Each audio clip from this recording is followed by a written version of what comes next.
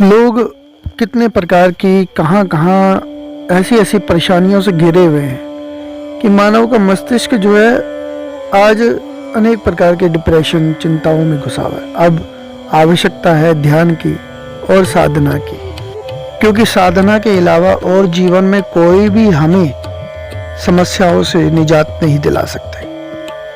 साधना करने के लिए धैर्य चाहिए, साधना करने के लिए हमें वो सामर्थ्य चाहिए और वो पात्रता चाहिए।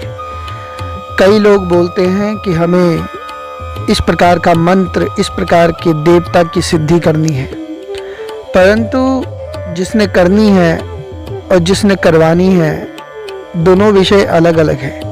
करवाने वाला गुरु होता है, करने वाला गुरु के मार्गदर्शन में करने वाला शिष्य हो जाता है। ये बहुत आवश्यक है। जब आप कुछ करो तो किसी का हमारे ऊपर आधिपत्य हो, किसी की आज्ञा हमारे ऊपर हो, क्योंकि साधना में बिना गुरु आज्ञा के उतरा नहीं जा सकता। परंतु क्या ऐसी कोई साधना ही नहीं है फिर, क्योंकि हर जगह गुरु की आवश्यकता पड़ेगी। साधना है परंतु उसके रूप बदलकर, उसके मार्ग बदलकर, जहाँ पर विशेष आवश्यकता ना हो कि गुरु हमें उसकी दीक्षा दे। यहाँ आती है बात स्तुति। स्तुति के साथ कुछ प्रयोग।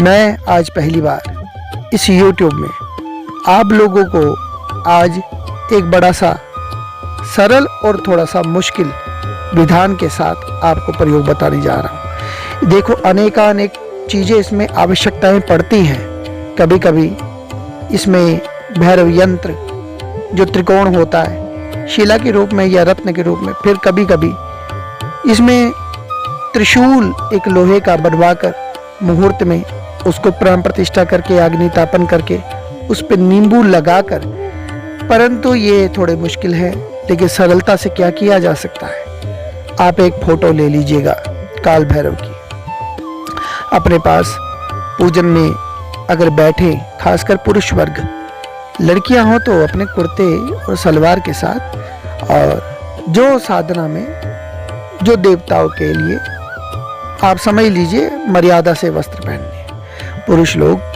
अगर हो सके तो धोती में साधना करें, बाकी स्वच्छ कपड़े होने चाहिए बस। लाल वस्त्र हो तो और अतिश्रेष्ठ, लाल आसन हो तो और भी अतिश्रेष्ठ, जब नहीं तो जैसा भी आसन मिले। दीपक लगा लीजिए 4 मुखी का तो बहुत बढ़िया, जो साधना का साक्षी होगा।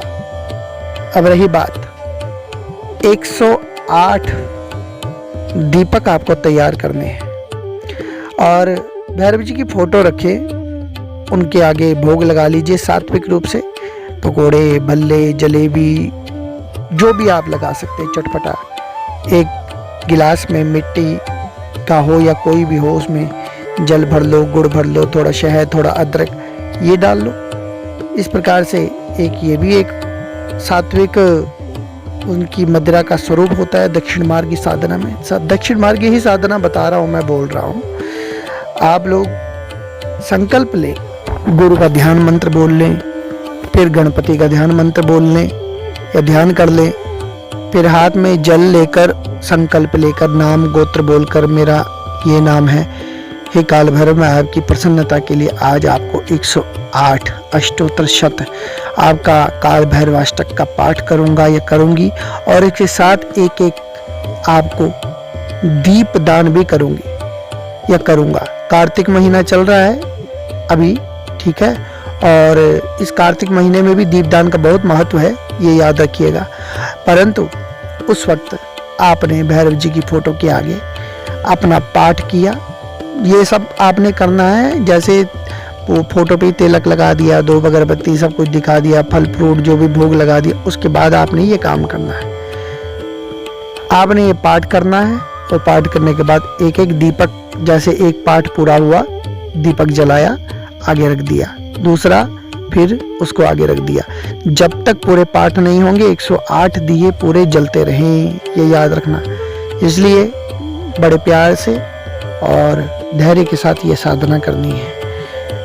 इतना करने पर 23 तारीख की नवंबर को ये काल भैरव जी का विशेष आप समझ लीजिए प्राकट्य हुआ है, और उसी दिन आपने इस साधना को करना है।